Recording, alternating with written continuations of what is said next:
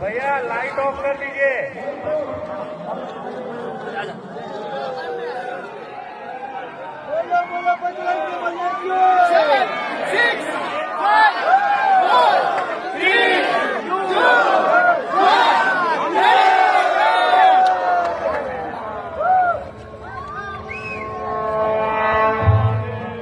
సర్వ మానవాళికి రక్షకుడు, మనకు కొండంత అండగా నిలిచేవాడు, మనసులో తలచిన వెంటనే గుండెల నిండా ధైర్యాన్ని నింపగలిగే మహాయోధుడు, అభయహస్తంతో ఎల్లవేళలా మనల్ని కాపాడే ఆ పవనపుత్రుడి ఇప్పుడు మనసారా స్తుతించుకుంటూ శ్రీ పంచముఖ ఆంజనేయ స్వామిగా అవతారమెత్తిన కథ దృశ్య రూపంలో తిలకిద్దాం రండి.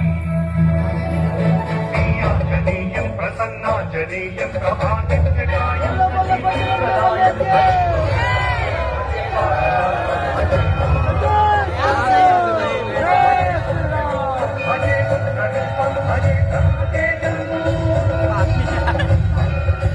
అది రామాయణ మహాయుద్ధం.